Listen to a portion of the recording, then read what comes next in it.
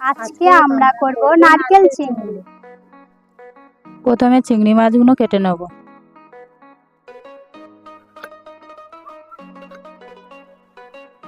নারকেলটা ফাটিয়ে নেব।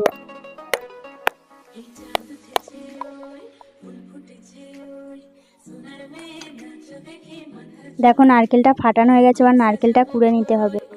চিংড়ি মাছটা আমার কাটা হয়ে গেছে, চিংড়ি মাছটা এবার ধুয়ে নেব। নারকেলটা এবার কুড়ে নেব। চলো নারকেল চিংড়ি বানানোর জন্য মশলাটা তৈরি করে নিই। ধনে, সর্ষে, মেথি, গোলমরিচ। চলো এবার মশলাটা ভালো করে মিহি করে বেটে নেব।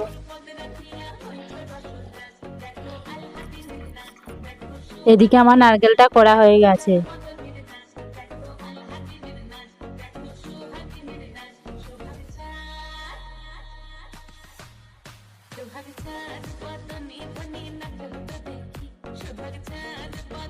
মশলাটা মিহি করে বেটে নিয়েছি, মশলাটা এবার তুলে নেব।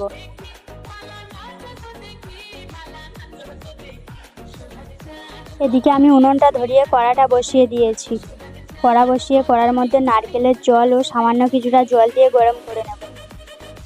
দেখো জলটা গরম হয়ে গেছে, জলটা এবার ঢেলে নেব। দুটো বাটির মধ্যেই ঢেলে নিয়েছি। এই বাটির মধ্যে কোড়া নারকেলটা দিয়ে কিছুক্ষণ ভিজিয়ে নারকেলের দুধটা বের করে নেব। আর একটা বাটির মধ্যে 1 প্যাকেট পাউডার দুধ দিয়ে দুধটা ভালো করে গুলে নিয়ে তার মধ্যে কিছুটা তেঁতুল ভিজিয়ে রাখবো। তেঁতুলটা ভিজে গেলে তেঁতুলের কাঠটা তুলে ফেলে দেবো। নারকেলটা এবার বেটে নেব।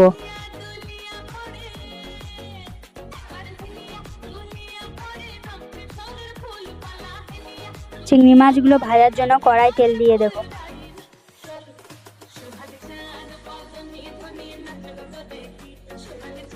নারকেলটা বাটা হয়ে গেছে, এবার নারকেলটা তুলে নেব।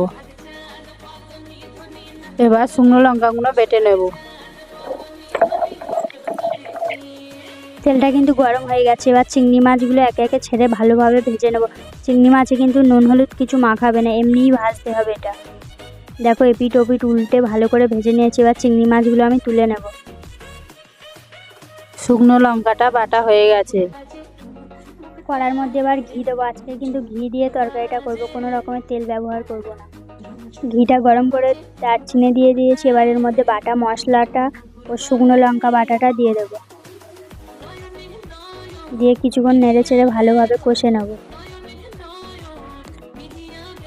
স্বাদ মতো লবণ ও 1 চামচ হলুদ গুঁড়ো দিয়ে কিছুক্ষণ কষে নেব।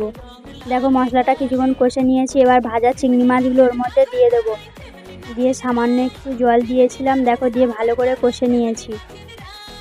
এবার ওর মধ্যে সেই নারকেলের দুধটা দিয়ে দেব। তরকারিটা ফুটে উঠলে নারকেল বাটাটা দেব। ঝোলটা ফুটে গেছে, এবার বাটা নারকেলটা দিয়ে দিয়েছি। সেই তেঁতুলের কাঠ বের করে রাখা ভেজানো দুধটা দিয়ে দিলাম। দিয়ে একটু নেড়ে চেড়ে কিছুক্ষণ ফুটিয়ে নেব। নামানোর আগে ছেঁকে নেবে। দেখো আমি নামানোর আগে ছেঁকে নিয়েছিলাম, লবণ কম ছিল তাই সামান্য একটু লবণ দিয়ে দিলাম। চলো এবার কিছুক্ষণ ফুটিয়ে নিয়ে নামিয়ে নেব। দেখো তরকারিটা ভালোভাবে আমার পুরোপুরি হয়ে গেছে। এবার তরকারিটাকে ঢেলে নেব।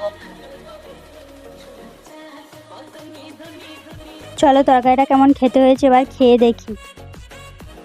বন্ধুরা তরকারিটা খেতে কিন্তু খুব সুন্দর হয়েছিল। তোমরা বাড়িতে বানিয়ে খেয়ে আমাকে কমেন্টে জানাবে কেমন হয়েছে। ভিডিওটা ভালো লাইক কমেন্ট শেয়ার করে দিও। চ্যানেল নতুন হয়ে থাকলে সাবস্ক্রাইব করে